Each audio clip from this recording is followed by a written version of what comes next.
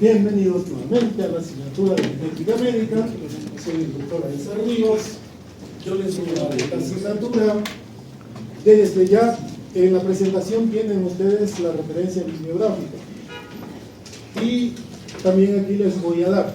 Desde ya les digo, hay dos corrientes en la Facultad de Medicina, cosa que no es muy buena. Hay una corriente de docentes que maneja literatura nacional. Es un reverendo engaño. Soy médico asesor genético, trabajo en el área de genética desde hace 13 años, 14 años ya. Pertenezco a la Sociedad Boliviana de Genética Médica y no tenemos escuela de genética en Bolivia. Mucho menos un libro de un autor boliviano, y si lo hay, no sigue un lineamiento genético ni un testeo académico. Así que por eso, por una condición de respeto y de academicidad, no puedo darles y decirles, están obligados a comprarme un libro nacional, porque sería engañarnos, estafarnos. No hago eso. Digo esto porque ya algunos estudiantes me han comentado que algún docente, no vamos a decir nombres, les ha dicho: tienen que tener un libro en formato impreso y de este autor, un grupo de autores cochabambinos que cuando uno ve especialista en medicina familiar, especialista en epidemiología, especialista en cualquier cosa, menos en genética. Entonces, de repente han hecho un copy-paste y ya lo están negociando. Y saben tanto de genética como nosotros de hebreo. Y no hacemos eso. Lo que sí se les ha dado la presentación, sin ninguna parte comercial, ya les dije, si quieren la ven, y tienen ahí una recomendación en grande que dice: no obstante, se sugiere la revisión de sus libros. Y eso es lo que va a valer. ¿De acuerdo? Entonces, cuando hablamos de genética,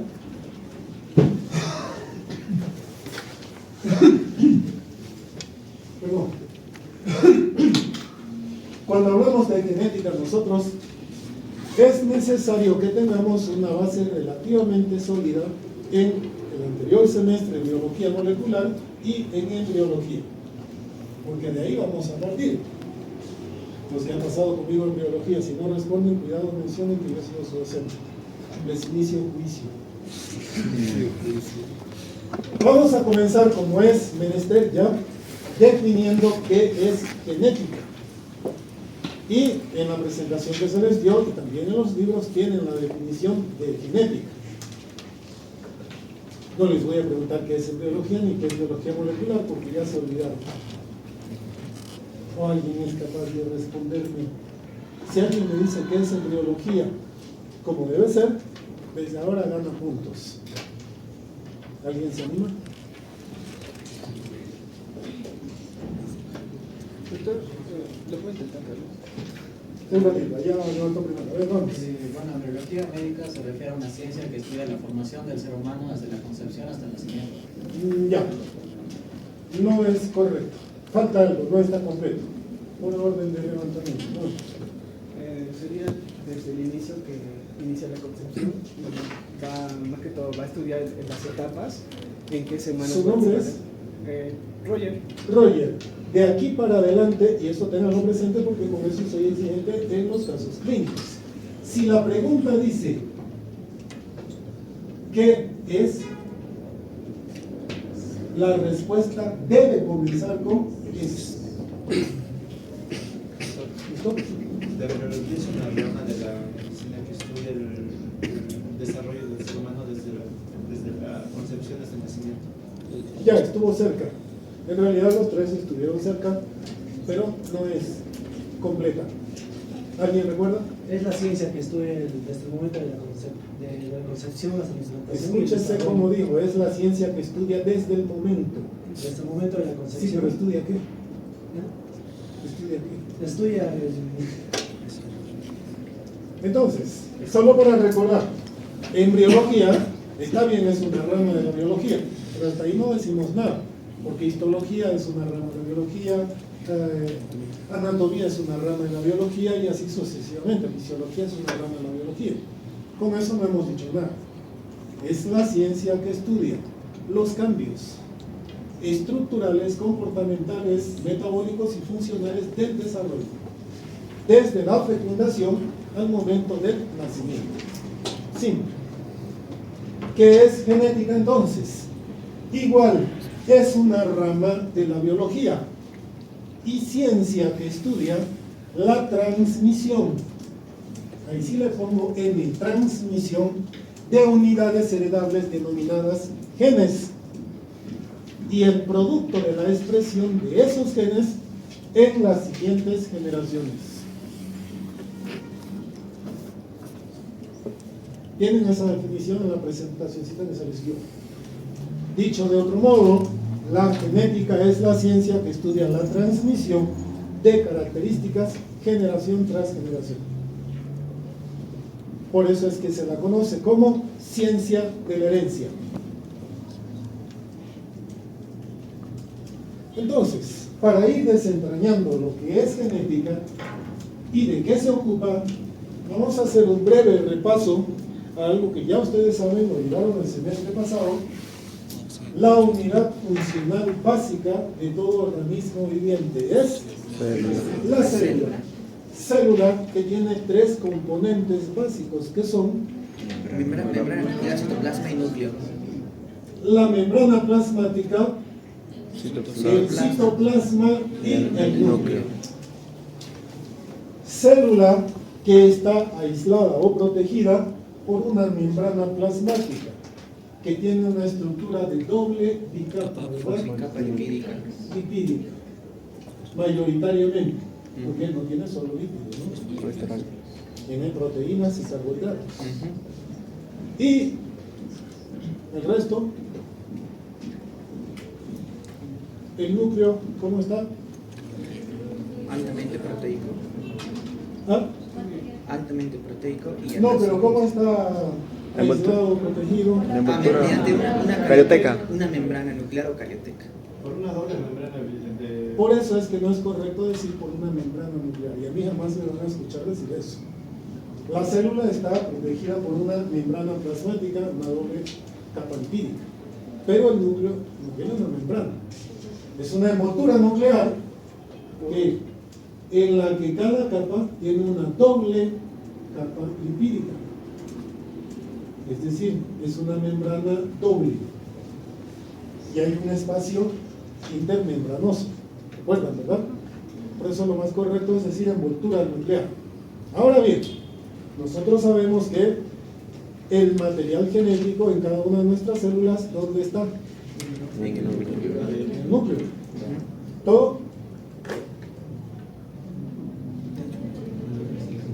Eso es 98 a 99% del material nuclear, lo vamos a señalar con el acrónimo clásico del léxico anglo, está dentro del núcleo, y un 1 a 2% está en el citoplasma. ¿Dónde? En las mitocondrias. En unos organelos membranosos denominados mitocondrias. Pero, qué coincidencia. El núcleo tiene una doble membrana, la externa más permeable que la interna, porque tiene que proteger al material más noble que rige nuestro funcionamiento y nuestra vida. Justamente por eso la mitocondria también tiene la misma característica, es decir, esa doble membrana, y cada una con su doble capa lipídica. ¿Me entienden? Pero entonces nosotros, ese material genético está en forma de ¿qué? Cromatina, una proteína. ¿Está cerca? Heterocromatina. Sí. Los libros de biología molecular dicen que lo que hay Dispersa. aquí es una cadena helicoide que se denomina cromatina. Esa cromatina, obviamente, dependiendo del ciclo de la fase, del ciclo celular, puede estar en dos fases. Es decir, en fase elongada o descondensada conocida como heterocromatina. Y una vez que la célula va a entrar al estado de metafase, esta cromatina se condensa y comienza a fragmentarse, transformándose en unos corpúsculos denominados ¿no, señor? ¿Denominados? No, señor. ¿Cromátides? No. Bueno, si está ahí, alguien le dijo por ahí. Cromosomas. Metafase. En la máxima. Una vez, por eso les dije, una vez que se ha comenzado a fragmentarse en determinados segmentos y se ha convertido en una serie de corpúsculos, 23 pares para la especie humana, en nuestras células somáticas. De ahí es que nosotros vemos en el estado de metafase, que es el estado de mayor condensación, el ADN o material genético, ya convertidos en corpúsculos denominados cromosomas. ¿De acuerdo? Ahora bien, cromosómicamente,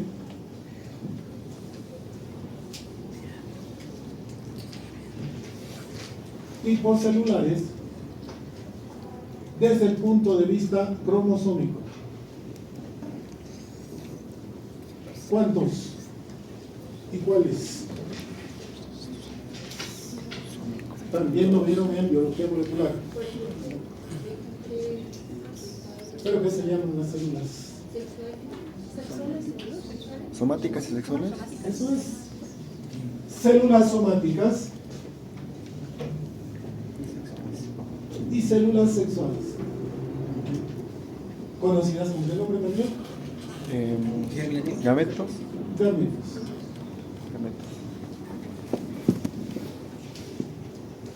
De aquí para adelante, ni yo les voy a evocar, ni quiero de ustedes el término óvulo, que es muy mal concebido. Ya les he hecho entender a los que han pasado conmigo, les he demostrado.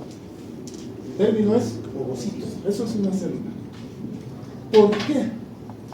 Si nosotros vemos la etimología de la palabra óvulo, dice, es un vocablo latín que viene de ovum o huevo. Y embriológicamente, ¿a qué corresponde eso? ¿A qué estructura embriológica? A un cigoto. ¿Por qué? Si ustedes tienen una gallina criolla y hacen que ponga un huevo, y ese huevo lo llevan a una temperatura un poquito más elevada y esperan unos días, al cabo de unos días se eclosiona un pollito. ¿Sí? No van a ver a ninguna señora propietaria de la gallina buscando dónde fecundo este huevo, no. Eso es un cigoto. Por eso no es correcto decir que cada ciclo menstrual o cada mitad de cada ciclo menstrual la mujer libera un óvulo. Claro, ya nos hemos habituado a eso, porque el léxico popular no discrimina entre la nomenclatura académica o técnica, pero en realidad no es un óvulo. Óvulo es el cigoto, ¿se entiende? Ese ya está fecundado, porque desde ahí comienza el desarrollo de un nuevo ser. Por eso es que no acepto como válido cuando me dicen, la fecundación es la unión o fusión del óvulo con el espermatozoide. Para primaria, para secundaria está bien, pero ya nosotros, futuros médicos, eso no está bien. Y ahí sí yo soy un poco exquisito en eso. Entonces, tenemos desde el punto de vista cromosómico dos tipos de células, las células somáticas y las células sexuales o gametos. Células somáticas que cromosómicamente, ¿cuántos tienen? 23. 22 o 21. 21 yo creo. 22. Entonces tenemos un punto, le faltó el siguiente par que es 23. 23. En Porque total son las 46 cromosomas. Sí. Y las células sexuales solamente 20 o 23. ¿No? Ahora bien, si yo les dijera en este momento, por favor, recuerden su nombre. Alessandra, ¿usted sería capaz de donarme un grupo de células somáticas sin exponerse a un procedimiento invasivo? Usted no es abogado, Alessandra, ni representante ni pareja de ella, entonces, venga, Alessandra, que ella está aquí. Ya le va a llevar el curso. No. No, ¿verdad? ¿Alguien sería capaz? Ahí es compañero, ahora sí. Dice que Yo sí. opino que sí, porque como son células somáticas, se encuentran en toda parte de nuestro cuerpo, de forma sutil, principalmente en la piel. Claro. Solo estoy dándolo. Yo puedo hacer un raspándome. raspado de piel, ese Y ya blanquito, ese estoy polvito dando. son células de epidermis inflamativas o células somáticas diploides. O puedo un cabello y ahí tengo células. Ya yo no voy a donar más porque ya, como se podrán dar cuenta, ya no puedo seguir donando células somáticas de cabello.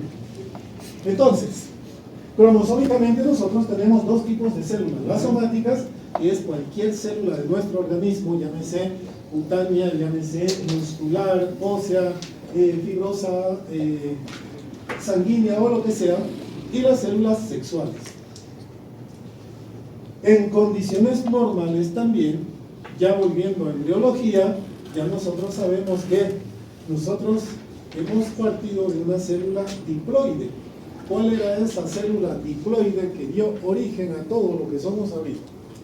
Mucho antes que el cigoto. Por embriología lo sabemos. A ver, recordemos qué dice su avatar o su, ¿cómo se llama su algoritmo? No, señor. Estamos mucho antes de eso. Uf, una módula ya es una estructura grandísima llena de células. Estamos cerca.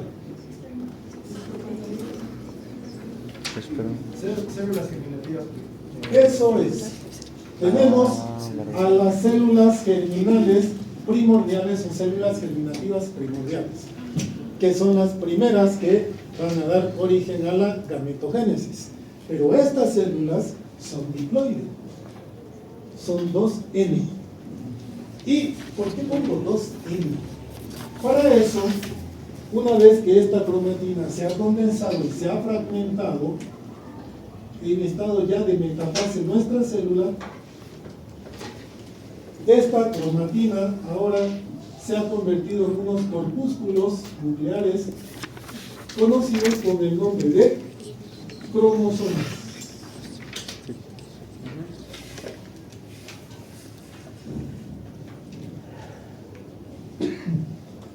Nosotros vamos a extender o vamos a realizar el extendido de estos cromosomas.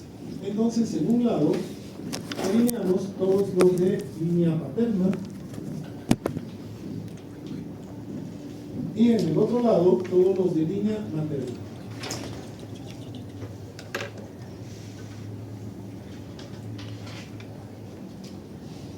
$23 de línea paterna y 23 de línea materna. Obviamente aquí no hay 23, pero estamos suponiendo. A esto se conoce como un juego o serie cromosómica completa, 23 cromosomas. Y a esto otro se conoce como un juego o serie completa de cromosomas. Cada uno denotados con la letra N. De ahí que una célula diploide o somática cualquiera se denota como 2N. ¿Listo? Mientras que en el caso de una célula sexual o gameto, solamente N. Haploide. Y es porque en el examen van a tener algunos ejercicios, dicho sea de paso, los exámenes de genética son un poquito largos. Van con mucho más de 2 planas. Por lo tanto, les va a costar un poquito más. Hasta el año pasado yo cobraba 500 bolivianos, ahora ya cobro 150 verdes. Eso es para probar. Como no hay verdes en Bolivia, reprueben. Entonces, así denotamos una célula haploide y una célula diploide. Listo. Resulta que este material genético que había aquí, si nosotros en el estado de cromatina lo elongamos, ¿qué vamos a tener? Vamos a tener de repente algo infinitamente largo, de forma helicoide, Catenaria. y así sucesivamente. Y una vez que esto se ha condensado, se ha fragmentado en forma de cromosomas, vamos a suponer que esto se fragmentó aquí y este otro se fragmentó aquí. Entonces vamos a seguir teniendo, porque ya ustedes vieron en biología molecular también, una cadena larga. ¿De qué? Este cromosoma es una cadena larga ¿de qué? Bases nitrogenadas. Antes que eso, Nucleótidos. nucleósido, no señor. ¿De qué? ¿Alguien dijo por ahí hace un momento?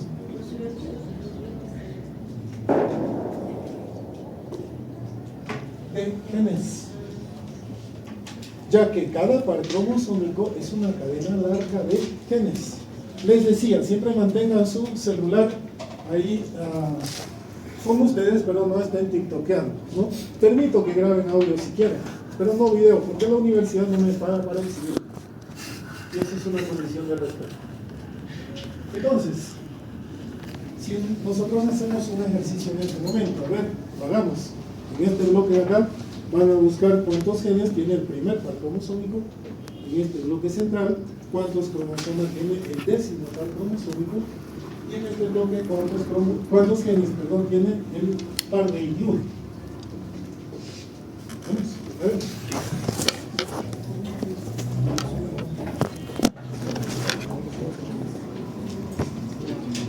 Ahí está el 1. El primero. ¿Cuántos Genes, ¿cuántos genes tiene el ¿Cuántos genes tiene el primer par cromosómico, el décimo par y el 21º par? El cromosoma 21 humano tiene aproximadamente entre 200 y 300 genes. Eso es. Estamos hablando del cromosoma 21, 200 a 300 genes. Nunca les va a dar una cantidad bien exacta, siempre les da rangos. ¿Alguien encontró? 10 en la banda entre 800 y 1200. 800 a cuánto? 1200. Eso es posible. Y el primer par, De 2800. A 3100.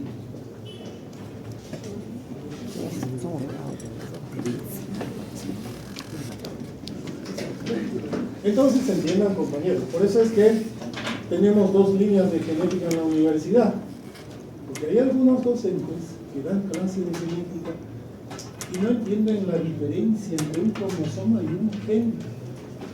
¿Cómo yo puedo decir que es igual un cromosoma con un gen? Si por ejemplo el primer par tiene un promedio de 3000 genes, no es lo mismo, ¿verdad? Es como decir que Perú es lo mismo que Chiclayo o Bolivia es lo mismo que Viacha. Es imposible. Estamos comparando una pequeña comunidad con todo un país. Entonces ese lenguaje también lo voy a exigir y lo voy a calificar en las exposiciones, porque van a tener algunos casos clínicos de enfermedades genéticas. ¿Se entiende? Ahora bien, entonces viene la pregunta, ¿qué es un gen? Un gen es un fragmento de ADN, desde el punto de vista ya no de la biología molecular, sino desde el punto de vista de la genética. Un gen es un fragmento de ADN suficiente para expresar una característica. Se conoce al gen como la unidad básica de la herencia. Ahora bien, después de la culminación del proyecto Genoma Humano, dicho en el paso, ni siquiera ha culminado en su totalidad, todavía sigue estudiándose, pero ya en el año 2003 ya se publicó, se hizo la primera publicación. Se sabe que nosotros tenemos entre 20.000 a 30.000 genes codificantes en cada una de nuestras células somáticas. Y como estamos diciendo que un gen es un fragmento de ADN suficiente para expresar una característica, eso significa que tenemos entre 20.000 a 30.000 características. Características que no necesariamente son físicas o estructurales, pueden ser funcionales, metabólicas, comportamentales y así sucesivamente. ¿Me entienden? Solo que les dije aquí que nosotros tenemos una serie o línea cromosómica paterna y una serie o juego cromosómico materno. Entonces, por favor, su nombre. ¿Ah? Edgar. Nosotros vemos a Edgar, chico joven, estudioso, buenos bíceps. ¿Quién le heredó los bíceps? Edgar. Papá o mamá. Papá, listo. En este cromosoma, en el cromosoma 2, había un gen que determinaba el desarrollo de los bíceps. Pero papá no le heredó un bíceps. Papá le heredó un gen que va a hacer que el bíceps se desarrolle durante el desarrollo. ¿Se entiende? Pero aquí viene lo gracioso, y es que mamá también le heredó un gen para el desarrollo de los bíceps. Eso significa que nosotros poseemos dos genes para cada característica, una de línea paterna y una de línea materna. De ahí es entonces que cuando ya tenemos a nuestro hermano gemelito, llamamos alelo. ¿Y cómo se define alelo? Como la variante o el hermano gemelo de cualquier gen determinado. Les hago esta aclaración porque en algunos libros van a leer solo como el alelo o en otros como el gen, y significa prácticamente lo mismo. ¿De acuerdo? Pues bien, vamos a seguir tomando como modelo a Edgar, y por favor no se moleste que no hay sentido de burla ni nada. Y vamos a analizar. Dijimos que como poseemos entre 20.000 a 30.000 genes, son 20.000 a 30.000 características. El cabello de Edgar. Ese cabello puede describir o por lo menos expresar 500 características. Una de ellas es el color. Listo. Vemos que Edgar tiene cabello oscuro. Entonces, cuando nosotros preguntamos, Edgar, ¿quién de sus papás, papá o mamá, tiene cabello oscuro? ¿Papá? Los dos. Entonces, no sé. Es que ahí ya surge otra de las definiciones, la de homocigoto. ¿Qué significa homocigoto? Alelos idénticos para una determinada característica. En cambio, si de repente mamá o papá de Edgar hubiese tenido cabello claro y el otro cabello oscuro, él ha recibido alelos diferentes para el color de cabello. A eso se conoce como heterocigoto. Ahora, esta parte quiero que la entiendan. Les acabo de decir que nosotros poseemos en cada una de nuestras células, en todo el genoma de nuestra célula, entre 20.000 a 30.000 genes codificantes. Y eso representa 20.000 a 30.000 características. Estamos hablando de una sola, del color de cabello. Pero de esas 20.000 a 30.000 que describe o que exhibe Edgar, él puede ser homocigoto para muchas de ellas y heterocigoto para la gran mayoría de ellas. ¿Se entiende? Y eso es para todos, inclusive para algunas enfermedades que iremos viendo con el pasar de los temas. Nosotros no somos ni homocigotos puros ni heterocigotos puros.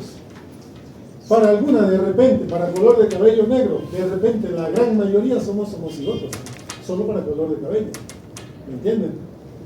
Para color de ojos, muchos de nosotros podemos ser homocigotos y algunos heterocigotos. Y si fuésemos heterocigotos, vamos a suponer que en el caso de Edgar, él fuese heterocigoto para color de cabello. Y él vaya a tener aquí a futuro 3 hijitos. A futuro, digo, todavía no tiene, ¿verdad? Y de los hijitos, el primero nace igual que él con la misma característica en cuanto al cabello, color oscuro. Pero el siguiente le nace castaño o claro. Ah, caramba. Ahí estamos en problemas. No falta la suegra malintencionada, la vecina que dice, ese no es tu hijo, yo que vos daría de él. El lechero viene mucho para acá. Y entonces comenzamos a hipotetizar cosas que no corresponden, solamente por no entender estos dos principios básicos, el de homocigosidad y el de heterocigosidad. ¿Me entienden? Eso mismo aplica para enfermedades, como lo iremos viendo. Y van a ver, en el examen les voy a presentar casos clínicos con juicios legales. Y ustedes son los médicos, ustedes van a tener que desentrañar eso. Entonces, ya vimos que podemos ser homocigotos para muchas características, heterocigotos para otras características, pero aquí surge entonces otra concepción. Y dijimos que estábamos suponiendo que en el caso de Edgar, sus progenitores, progenitor quiere decir padres, sus progenitores, uno era cabello claro y el otro cabello oscuro. Y Edgar sacó cabello claro. Ahí entonces se acuña la siguiente definición, que es alelo dominante. ¿Qué es alelo dominante? ¿Cómo se define? Aquel que se expresa o manifiesta en estado heterocigoto, prevaleciendo sobre el otro. Pero no necesariamente significa más que el otro, porque si fuese homocigoto, ¿entiendes, verdad? Tiene que ser la condición de estar en estado heterocigoto para entonces prevalecer sobre el otro. Ahí hay muchas explicaciones y a veces a muchas decepciones maritales o conyugales. Una chica que conoce a un chico de porte atlético, ojos claros y cabello, a ver, con alguna característica. Uy, no me gusta, voy a hacer pareja con él y quisiera tener descendientes con él, para tener hijos igualitos que él. Y, oh sorpresa, nace igualito que ella, con esa característica. ¿Y por qué? Porque de repente en ese momento para ese producto solamente fue dominante esa característica o ese alelo de mamá. ¿Me entienden? Y eso puede mudar para el siguiente embarazo. Y de ahí que él puede tener un descendiente con cabello claro y otro descendiente con cabello oscuro sin que el lechero o el panadero haya tenido algo que ver. ¿Se entiende hasta acá? Entonces, como ya tenemos la definición de homocigoto, heterocigoto, alelo dominante, ahora viene alelo recesivo.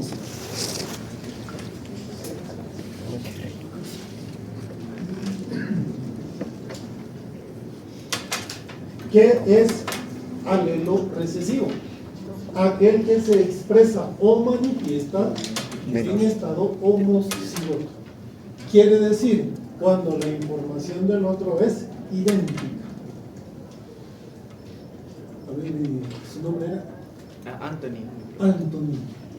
Vea la forma de amarrar eso, de asegurar de alguna forma que no nos interfiera tanto.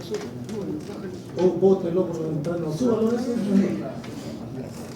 Porque si no, damos tema por avanzado y examen la próxima clase. Me encanta reprobar.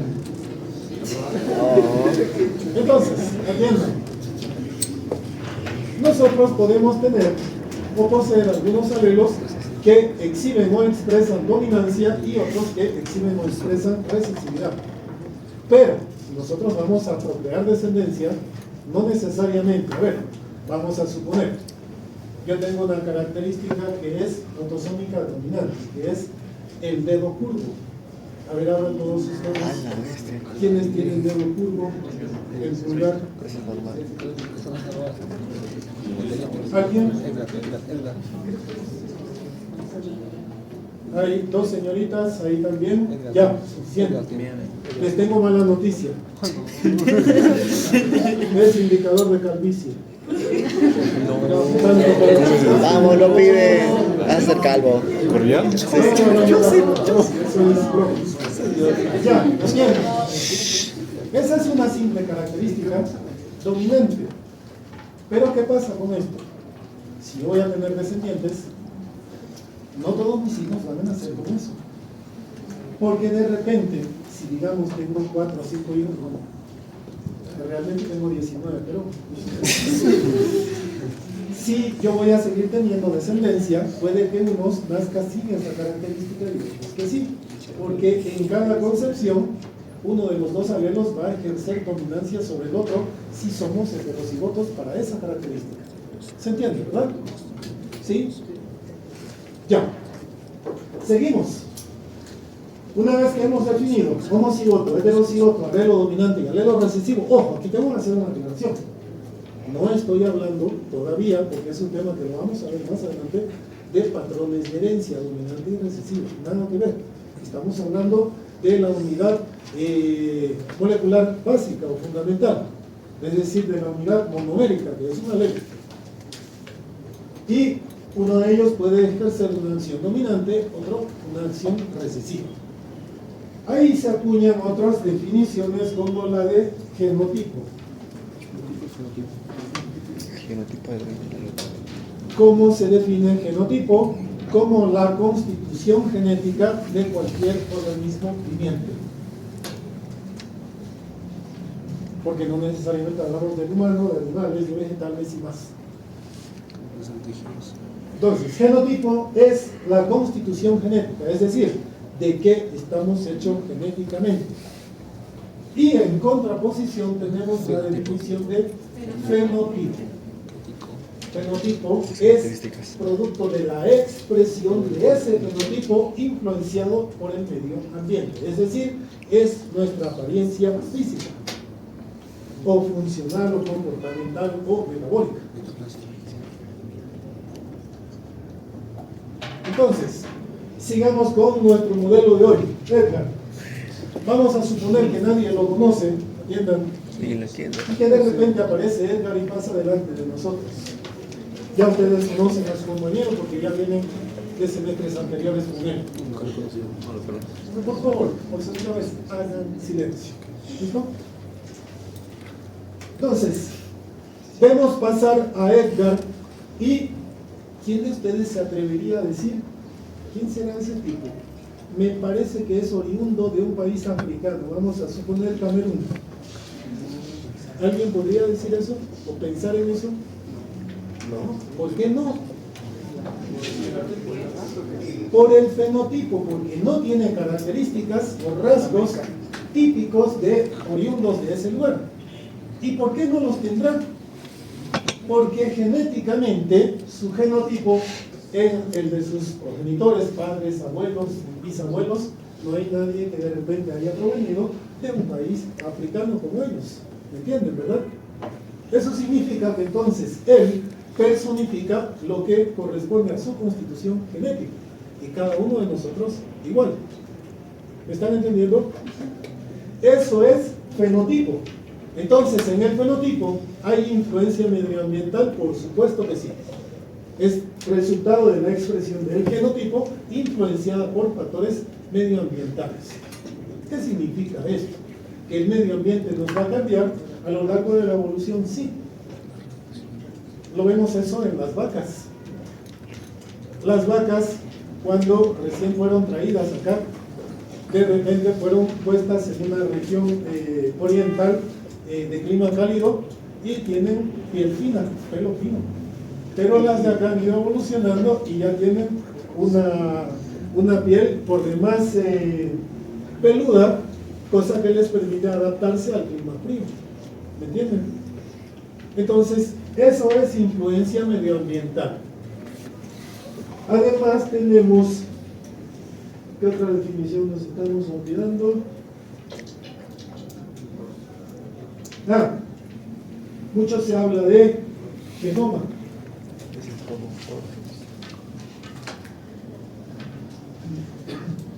Aquí no hemos puesto cromosoma. Y un cromosoma es un corpúsculo de ADN condensado posicionado en pares dentro del núcleo celular. De modo más simple, un cromosoma es un conjunto o cadena de genes, como lo acabamos de ver. Cada par cromosómico tiene diferente cantidad de genes. Y entonces, ¿qué es genoma? A diferencia de genotipo.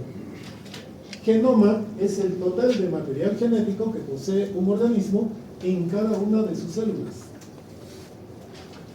El total de material genético que posee un organismo en cada una de sus células.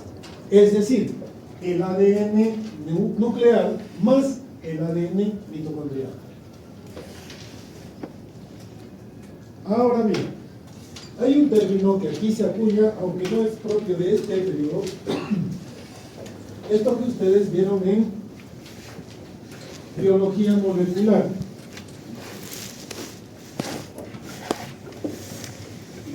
ya aprobaron todos, ¿verdad? Biología molecular. ¿Sí? ¿Su docente sabía algo de biología molecular? ¿Ah? Su docente de biología, no me responde. ¿Cómo está constituido un gen? Desde el punto de vista de biología molecular, estamos hablando de subunidades monoméricas. Bases nitrogenadas.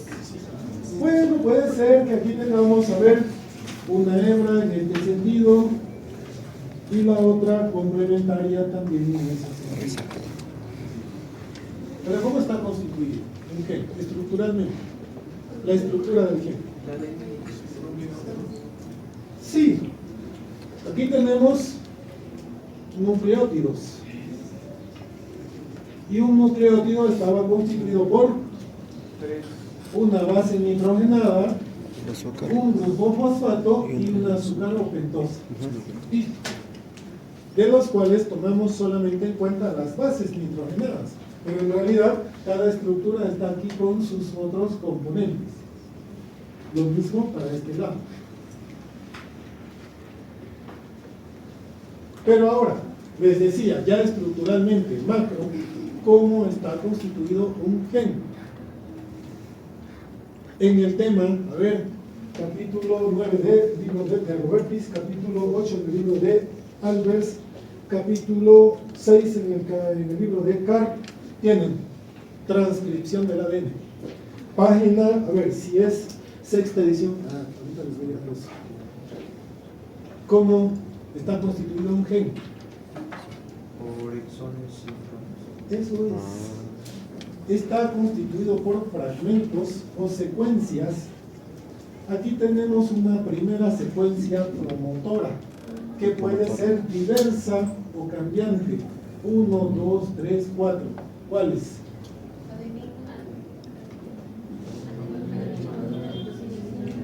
No. Hay una secuencia específica.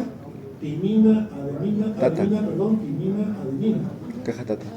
Otra secuencia puede ser citosina, adenina, timina. ¿Recuerdan eso?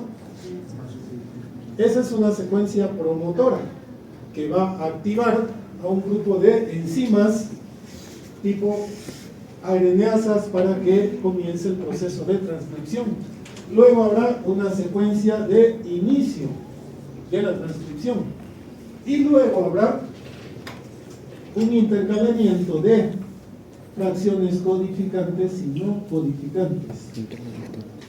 A estas regiones codificantes se conocían con el nombre de Intrones. no, señor, todo lo contrario, exones. El exón es la región codificante, mientras que el intrón es la región no codificante. Y después tiene una secuencia de terminación que también puede ser variable, 1, 2, 3, 4. Menciónenme una secuencia de terminación. O codón de terminación. Auge. UGA, UAA. y así sucesivamente. Entonces, un gen tiene exactamente eso. Cuando nosotros escuchamos hablar de este término, exoma, es una técnica molecular, ¿la vieron en el semestre pasado? Que se encarga del estudio de todas las regiones codificantes de un determinado gen, es decir, de todos los exones de un gen. Porque hay genes, en el caso de las enfermedades monogénicas, que expresan o manifiestan enfermedades. Y entonces a veces se quiere estudiar el comportamiento y dónde está la mutación específica de ese gen, y por eso hay que analizar todos los segmentos codificables. A ese análisis de los segmentos codificables de un determinado gen se conoce como exoma. ¿Listo? Hasta aquí, ¿alguna duda? ¿Se está entendiendo o no se está entendiendo? ¿Sí?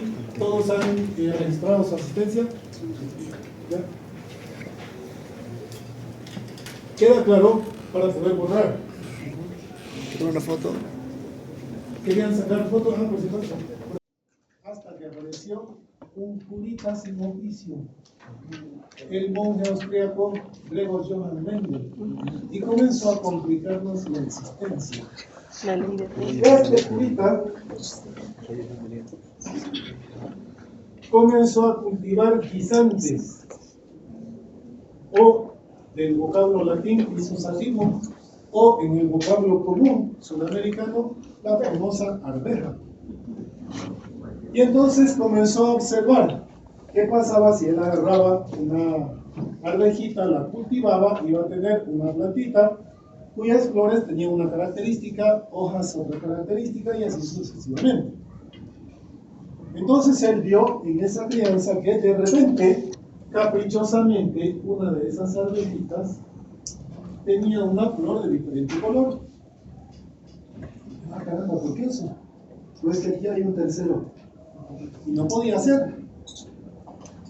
Con eso, él comenzó a postular sus famosas leyes, porque vio cómo se iba segregando las características a la descendencia. Y entonces se le ocurrió hibridizar a estas dos. ¿Qué es hibridizar? En el lenguaje agronómico se llama injertar. En el lenguaje popular de la cultura chupística, cruzar las dos especies. Y vio que en este caso obtenía descendientes con esa misma característica. Pero ojo, él decía, por eso postula su primera ley como la ley de la uniformidad.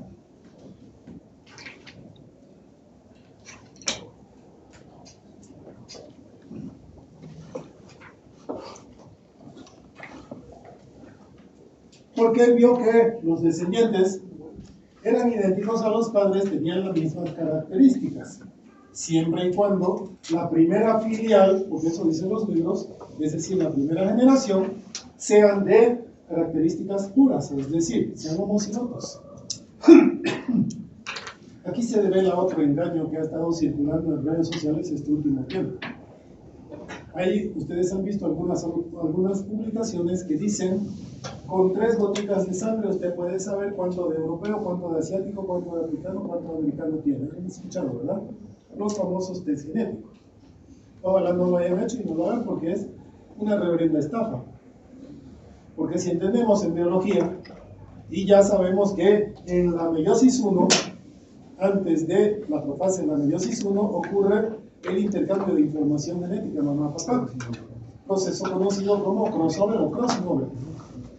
Imagínense, con más de 5.000 años de evolución, y eso muchos más, creen que tengamos una característica de pureza en este momento. Ya es un mestizaje generalizado. Entonces, nos dirá obviamente el test, pero que cuánto de credibilidad tendrá, nada, y terminamos botando dinero, a veces por un egocentrismo. Pues bien, en el caso de Mendel, como él vio que el descendiente, la primera filial, eran idénticos, por eso llamó ley de la uniformidad, en el que todas las características de los padres se conservaban en la descendencia. ¿Tenemos tiempo? Sí. ¿Hasta qué hora es nuestro plazo?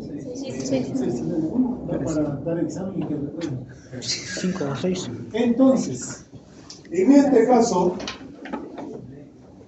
le buscó una pareja a este y también realizó esa hibridización o injerto o entrecruzamiento y obtuvo también ejemplares con la misma característica. Pero fue más allá para comenzar a complicarnos la existencia y se le ocurrió hibridizar a estos dos. Y entonces lo que obtuvo fue algo similar a esto. A eso Mendel llamó su segunda ley, o también conocida como ley de la segregación. Porque ahora entraba en una controversia. El descendiente de quién tenía que heredar las características, todas de papá, todas de mamá, ¿cómo? Y vio que estas se segregaban y de repente el descendiente obtuvo una de papá y una de mamá. Pero hizo exactamente lo mismo para seguir complicándonos la existencia.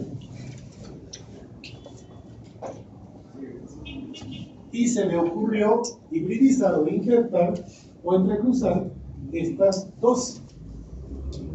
Y entonces lo que obtuvo, vamos a exponerlo en otro ejemplo. Vamos a suponer su nombre, Dayana.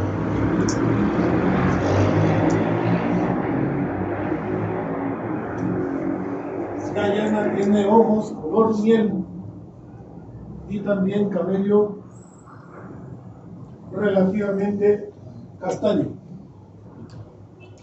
Y resulta que Dayana ha conocido a un chico de ojos verdes y por ende cabello verde. Entonces, quiere procrear descendencia y quiere que nazca con las características o de papá o de ella. Eso depende de la concepción que tenga cada persona. Pero resulta que este producto efectivamente nació con ojos verdes, igual que papá. En consecuencia, ¿qué color de cabello debería tener? Igual verdes, pero caprichosamente ya comenzó a darnos problemas. Nació con cabello castaño. Entonces Mendel pensó y dijo, no, es que, ¿por qué el color de los ojos tiene que determinar el color del cabello? Eso no está pasando. Cada característica, el color de los cabellos es una característica, el color de los ojos es otra, y vio que se segregaban independiente la una de la otra. Es decir, que una no tenía por qué determinar la otra. Y en eso se conoce como su tercera ley, y llamó ley de la segregación independiente.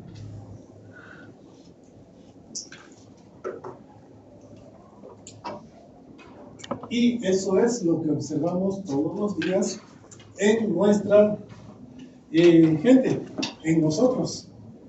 Algunos tenemos tez oscura, ojos claros, cabello claro, han visto gente con fototipo de piel 6 o negritos, valga la redundancia, sin estar haciendo bullying ni nada, ni controversia, negritos con ojos azules, ojos verdes, ojos amarillos, o cabello también amarillado, o con tono de piel un poco más ceniza.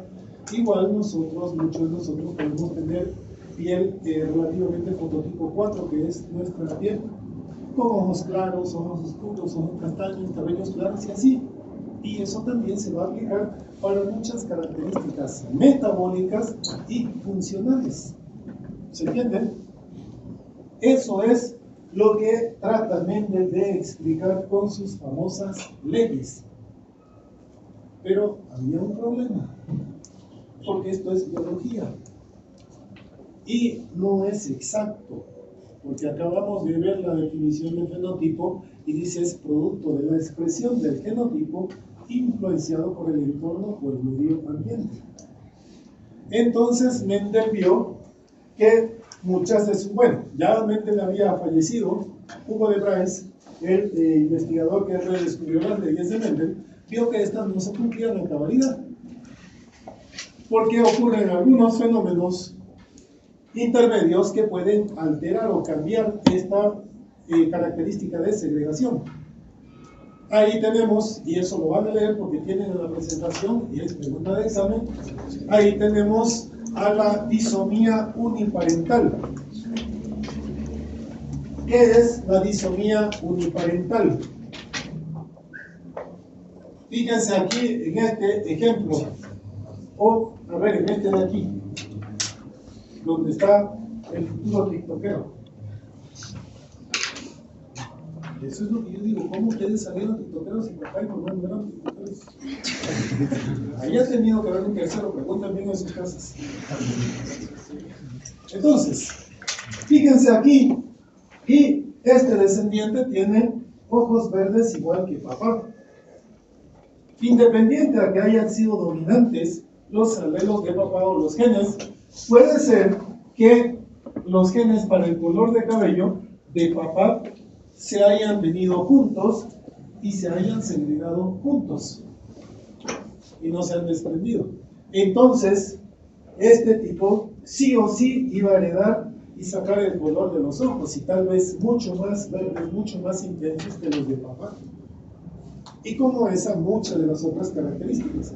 Eso se llama disonía uniparental.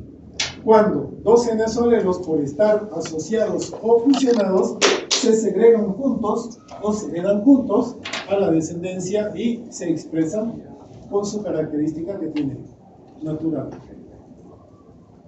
Otro, la pleiotropía del gen. ¿Qué es pleiotropía del gen? Si nosotros leemos en este momento la definición de pleiotropía, nos va a decir es la expresión diferenciada de un mismo gen. Es decir, que en un producto se exprese o manifieste de una forma y en otro de otra forma. Y así va alterando o alternando. Eso nos complica la existencia. Porque para entender enfermedades genéticas, ahora sí comienza a complicarnos la existencia. Si yo llevo dos muestras de dos pacientes con una determinada enfermedad genética a un laboratorio, me va a decir, doctor, hemos identificado la mutación de este gen responsable de la enfermedad de los dos. Pero ¿por qué en uno de ellos la enfermedad se ha manifestado con más intensidad y con más severidad que en el otro? Y está siendo casi letal, mientras que el otro, de repente, un simple estornudo, que era lo que pasaba en el COVID. Y algunos sin conocimiento decían, es que nosotros, raza de bronce, somos machos, no nos hacen nada el COVID. Y todo tenía que ver con nuestro fenotipo, nuestra constitución genética. ¿Se entiende? Otro, el fenómeno de anticipación. Esto es triste y es crítico. ¿Alguien de aquí tiene alguna enfermedad de base? Vamos, sin temor, no vamos a estigmatizar ni nada. Vamos a cambiarle uno de los nombres. Angelina. Vamos a suponer que Angelina en este momento, o de aquí a unos 30 años adelante, la diagnostican de una determinada enfermedad. Vamos a suponer a riñón poliquístico, muy frecuente, muy común en las mujeres a partir de la cuarta década de la vida. Y resulta que el médico, ahora ya en la anamnesis, cuando llevan semiología o progreso, siempre se dice antecedentes familiares en la historia clínica. Señora, en su casa alguien con la misma enfermedad, y puede que ella diga, mi abuelita materna fue diagnosticada con riñón poliquístico a los 60 años, 2 años después falleció. Mi mamá también tiene lo mismo, pero fue diagnosticado a los 49 años y ahorita está con problemas. Y yo tengo 45 años o de repente 28 años y ya tengo riñón poliquístico. Eso es fenómeno de anticipación. Es decir, que a medida que van segregando en las generaciones, va adelantándose la expresión o la manifestación de una enfermedad. ¿Se entiende? Si eso fuese una enfermedad letal como la que vamos a ver, caramba, ese sí es un problema. Ese sí es un verdadero problema. Porque puede que yo esté padeciendo una enfermedad y yo no quisiera que mi hijo la tenga.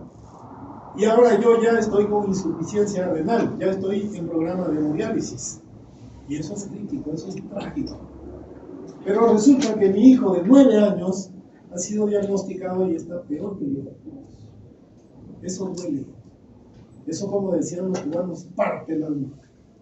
Y van a ver eso en muchas enfermedades que no tienen la secuencia clásica que describía Mendel. ¿Me entienden? Otro fenómeno que altera el cumplimiento de las leyes de Mendel. La mutación de novo, o las mutaciones nuevas o espontáneas o de novo. Hay un término que muchos médicos todavía manejan y que yo no quisiera que ustedes manejen porque es por demás errado.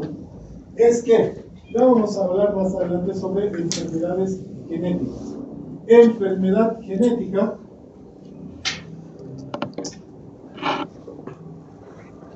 igual enfermedad hereditaria. Si ustedes en este momento llegan a sus casas, o algunos de los que no viven aquí llaman a sus familiares, todos tienen esa concepción de que una enfermedad genética es una enfermedad hereditaria. Y eso es un craso error. Justamente por este anterior concepto que les daba lo de mutación de novo. Una mutación espontánea que puede ocurrir en cualquier momento de nuestra vida. Claro que cuando la mutación se ha segregado desde nuestros progenitores, tiene un efecto multisistémico y nacemos con una condición sindrómica. En cambio, cuando surge espontáneamente, puede que solamente tenga una afectación focalizada en uno de los órganos. Y eso se transforma en un tipo de lo que hoy conocemos como cáncer. ¿Me entienden? Y ya vamos a ir hablando de eso más adelante. Hasta aquí, ¿alguna duda, alguna pregunta, algún reclamo de declaración de don Antonio? ¿Qué pasa, digamos, el hecho que mis padres tienen ojos verdes y ojos verdes, ambos, mi papá y mi mamá, y yo nazco con ojos negros? Entonces, ahí tenemos un caso muy bonito, porque ambos padres tienen ojos de otro color. Entonces, seguramente va a preguntar si en algún momento le han dicho a papá o a mamá: oye, cachudo, a ese, o viceversa. No, porque eso la gente dice, el Vox Populi maneja eso. Pero ahora, su nombre es Luis. Vamos a suponer que en el caso de Luis, sus papás eran homocigotos, ambos para el color de ojos. Es decir, que en el caso de su papá provenía de dos abuelos también con ojos color verde, o que mamá también provenía. ¿Es así la figura o no? No, digamos que mi abuelo tenía ojos verdes y mi abuela ojos negros. Ahí está la explicación. Ha habido un salto generacional para la expresión de uno de los genes. ¿Por qué? Porque los abuelos eran heterocigotos para el color de ojos. Y entonces, si bien papá y mamá tenían ojos verdes, pero ya eran heterocigotos para el color de ojos. ¿Me entienden? Y cuando han concebido a él, ese gen que estaba dormido ahora ha dominado sobre el otro. Y entonces puede ahora ir a seguirle el proceso a la vecina que decía: ese no es su hijo de él. En el caso de que los abuelos sean homocigotos, ¿sería un caso de pleiotropía? Claro, cuando nosotros hablamos de diferentes expresiones de un mismo gen, por supuesto que sí, puede darse el caso de una pleiotropía. ¿Me entienden? De un efecto pleiotrópico. Es decir, que un gen se ha expresado de diferente forma para el color de los ojos. Por supuesto que sí. Entonces aquí ya comienza a complejizarse la cosa. Por eso les digo, el mundo era feliz hasta que este curita comenzó a hacer sus travesuras. Si él no hubiese hecho nada de eso, yo ahorita tuviese con un buen bailarín. Pero gracias a él, y ustedes van a comenzar a leer, yo les dije leer, no van a entender mucho. Se dan cuenta cuando están entendiendo, cuando ya no hay que pena, incluye a las damas. Así que es posible, si quieren aprobar genética, que las vean pelonas de aquí a un tiempo. Dudas, preguntas, reclamos, declaraciones de abandono. Miren, antes que pregunten, ahora las respondo. Las clases mías son, o van a tratar de ser interactivas. En la primera fase yo les voy a poner, yo les voy a dar presentaciones, no están obligados a revisarlas, pero si yo tengo una neurona funcionando, pues veo que está resumido ahí y es una pregunta de presente. ¿No? Estas definiciones están en sus libros, solamente que no la encuentran en un solo tema. Tienen que apoyarse de un glosario final para ver dónde está esa característica y van a ver que está resumida. ¿Ya? Ahora, en los exámenes les decía, la primera fase, el hito 2 y el hito 3, nosotros damos de conceptualizaciones básicas. Pero, a partir de, no, ya en el hito 3, el hito 4 y el hito 5, ustedes van a resolver problemas. Pero ya aplicados, son problemas reales, situaciones médicas y familiares, por demás dolosas, pero reales. Problemas en los que ustedes tienen que ser determinantes, porque van a hacer simulaciones en las que su sello de ustedes o los libera de culpa, o los inculpa y los lleva, o a Chonchocoro, o a cómo se llama la cárcel más dura de Perú, Chaleca. ¿Alguien es de otro país de aquí? ¿Alguien no es hispanohablante? No, por si acaso, por ahí. Yo no sé si me entienden cuando yo hablo. Yo trato de pronunciar por lo menos relativamente entendible las cosas. ¿Da para entender? Entonces, señores, la próxima clase, para la próxima semana ya tenemos caso clínico, ¿verdad? ¿Qué día es el caso clínico? Los lunes. Así está la cosa.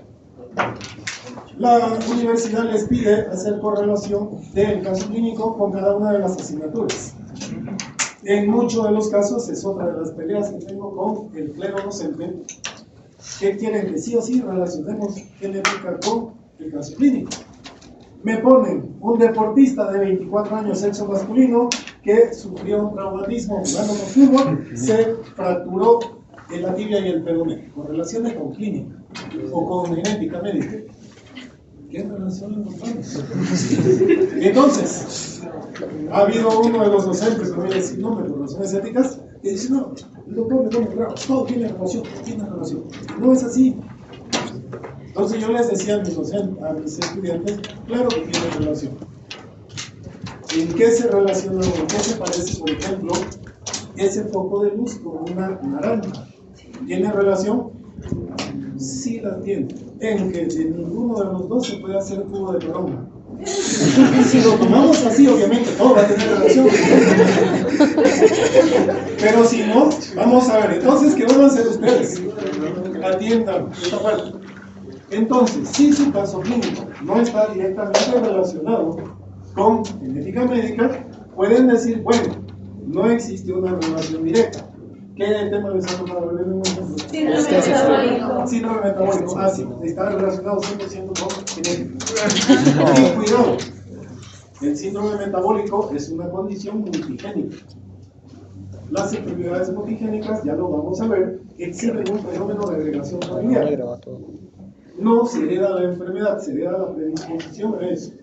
El síndrome metabólico es un preámbulo que conlleva a diabetes mellitus tipo 2, hipertensión arterial, dislipidemia y un montón de cosas más. ¿Me entienden? Entonces, sí, van a buscar ustedes para su presentación genes que predisponen al síndrome metabólico, a la obesidad, a la diabetes mellitus, a la hipertensión arterial. Y van a encontrar muchos genes. Una definición que nos olvidamos. Era locus. Locus. ¿Y qué es locus? Es la ubicación de un gen en un determinado cromosoma. Entonces, cuando lean va a decir locus tanto. Es lo mismo que decir este gen. En algunos casos dice subplural. Igual se refiere a lo mismo, ya implica que son muchos genes en una determinada región. ¿Entienden? Y entonces, ahí sí no tenemos excusa, eso está íntimamente relacionado con genética. Claro, no van a poder describir mucho porque recién estamos comenzando. Y tampoco voy a ser muy exigente en eso, pero sí les voy a preguntar la nomenclatura básica. ¿Qué es un cromosoma? ¿Qué es un alelo? ¿Qué es homocigoto? ¿Qué es heterocigoto? Eso les voy a preguntar. ¿Listo? Bueno, que termine entonces, nos vemos.